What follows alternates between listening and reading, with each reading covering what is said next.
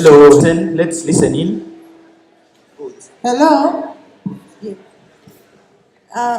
Atlas. Which school hasn't had?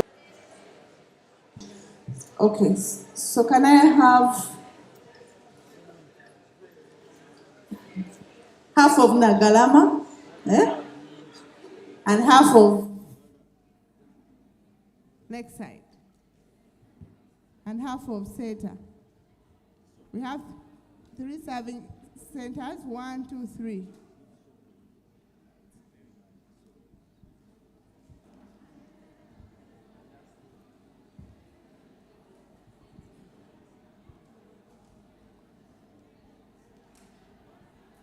Half So, of you.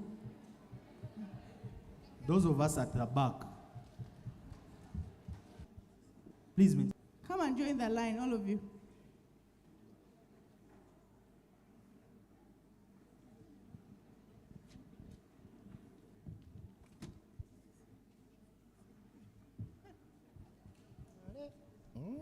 Just TC with the best in Uganda. High school crossfire debates live at flat screen TVs. Doing it for the contrast of the.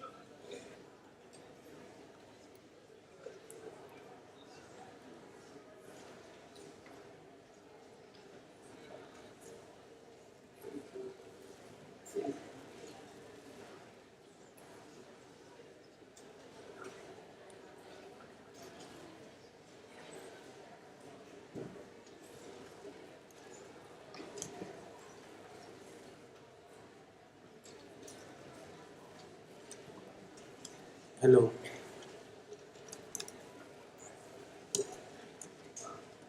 Okay. Debaters, may the best team win. We hope you have the same resolution and are having conversations with the lunch. We will request you to go to the pavilion over there. That is the arena. Everyone here, we expect.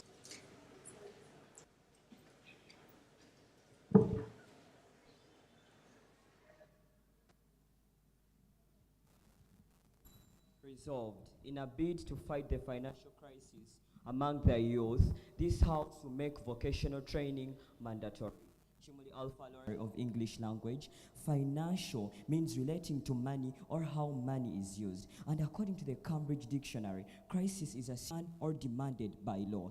According to the Constitution of the Republic of Uganda, youth is a person aged between 18 and 30 years of function or trade. This is according to the United Nations International Children's Education Fund. Dear ladies and gentlemen, the major aim of this debate is to find out how to fight financial crisis among the youth. As Team Affirmative, our parameter is Uganda. In reference, this is according to statista.com. Our house is the Ministry of Education and Sports. Its work is to look at the education system of Uganda. It is going to partner together with the National Curriculum Development Center so as to revise this curriculum. Ladies and gentlemen, Our training should be made mandatory by integrating it into the current academic education system. What we are going to do, we are going to make sure that at the upper primary level, these teachers are going to be mentoring the children as they prepare them for this vocational training. And at secondary level, students should be made to offer one vocational course from the mentoring they received while they were still in upper level. Our aim is to make sure that learners at all levels of education are school and youth in introducing the vocational training and integrating it in the academic system is our work plan. We have already the Namilyango second place, and the vocation will continue to stay. Tooling and retooling the team on how it is going to be done. It will go on until we get the required manpower for at least estimated of 2 years, ladies and gentlemen. As I said earlier, that we want to integrate it into vocational education, decentralized under district education officers to allow internal assessment to reduce the cost of central assessment. This is what we want to do as Team Affirmative. We have already examples of the vocational institutes in Uganda. We have 200. Okay, thank you very much.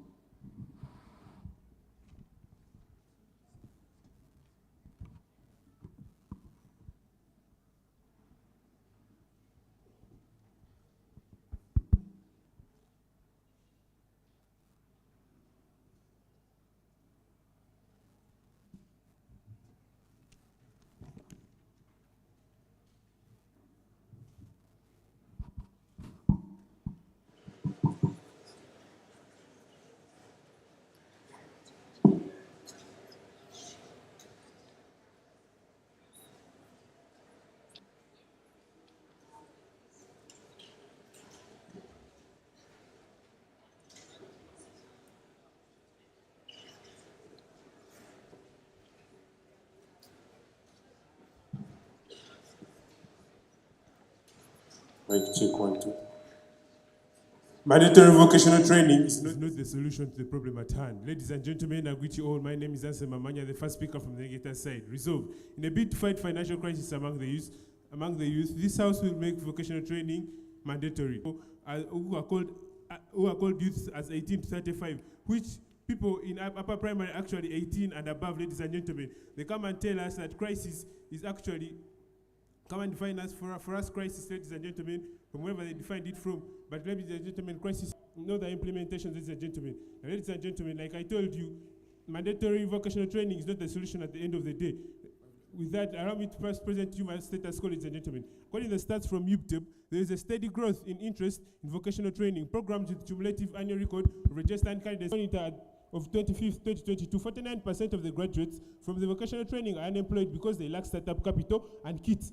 That's according to the findings from the Trust and Labor Market Assessment. It goes on to show that 50% of those who actually try to start up their businesses end up complying. What does this show you? At the end of the day, the problems are 1, stereotypes, 2, access, 3, in our policy, in which we come as the government of Uganda, working in collaboration with the Ministry of Education and Sports, Ministry of Gender, Labor and Social Development, and the Director in our policies. 1, we are going to actually have grants and civil liberties and area councillors so that we can reach out everyone. 2nd, we are going to use apprenticeship programs, ladies and gentlemen. This is also a problem of access. We have to make sure people can actually get study loans and go to school, ladies and gentlemen, and go to these training institutions. 3, how are we going to solve the problem of quality? How about we reform the vocational training curriculum so that we can include things such as financial literacy, which can actually help people manage their business, ladies and gentlemen, because making money is one thing, but maintaining money is another thing. Introduce youth seminars. What are the benefits? Increase the number of enrollment in these vocational institutions. Add macroeconomics. Our work plan is going to last 5 years. In the 3rd year, we shall avail them with the skills, with the startup capital and kits. In the 4th and 5th year, we are going to evaluate and monitor.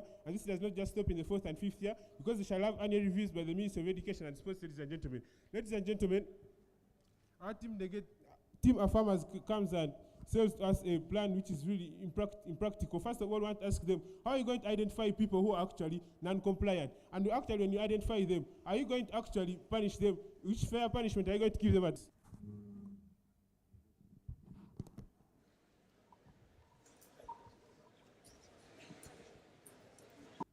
Thank you.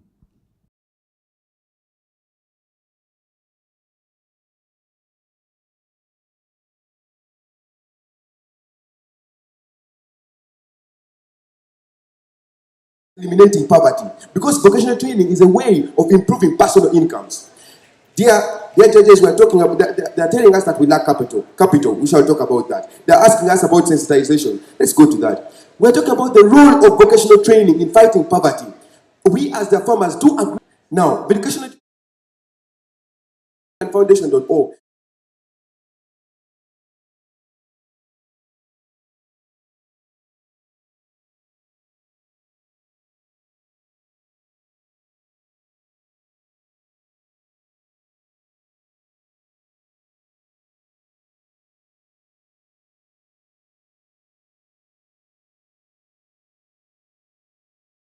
Compulsory, so that whenever they break out and whenever they finish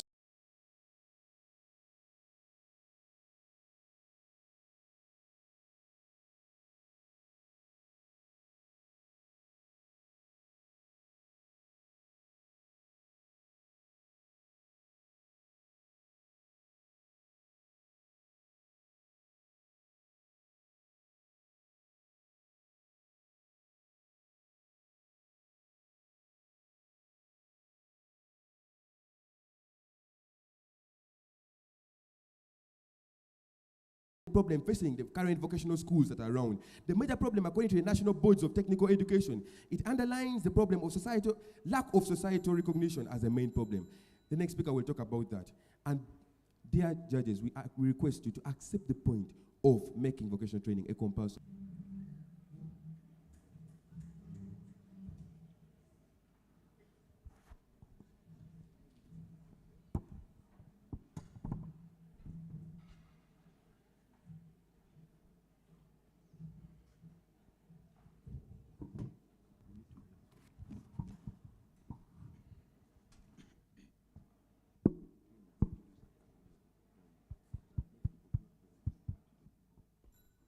Now, panel, dear ladies and gentlemen, my name is Muridian Bosco from Namilyango College, and I'm a second negative in today's debate. Now, panel, what Team Affirmative neglects in today's debate is the point of mandatory. They give us several advantages of actually in vocational training, which Team Negative has not gone against. They tell us they are going to incorporate this into the curriculum. Now, when you look, they tell us it dates back to the curriculum, where we have the people actually primary school, but then we are dealing with financial crisis amongst the youth. They identify the youth as from 18 to 35. Now this is where they crash. In primary, actually, you find that the education budget of the dropping from 1.882 trillion in the financial year, from 1.96 trillion in the financial year 2020-2023 to 1.882 trillion in the current financial year. Now this also shows that even the funding of the new compulsory curriculum that they would like is not there. Then we also tell them that Team Affirmative has failed to convince us that without mandatory vocational training, the increase that we gave you, according to the UBTEB statistics, that in 2012, we had 9,198 candidates, and currently, and they are trying to implement it. According to their first speaker, they even tell us that this do.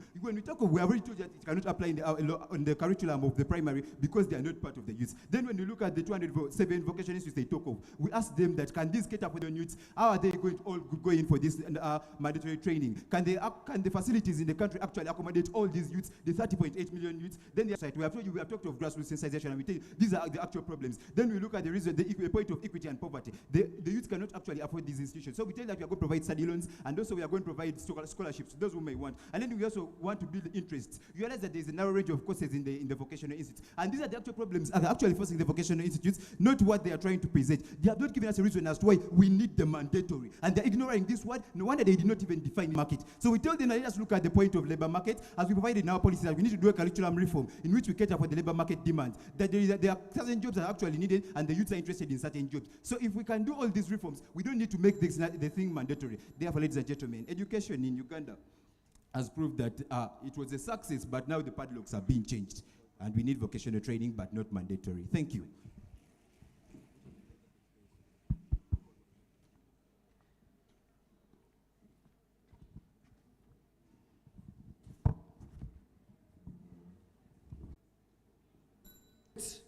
This vocational training, ladies and gentlemen, capital as a problem. We are saying the funding is going to be gotten from student loans. We are partnering with World Bank, which special in Uganda.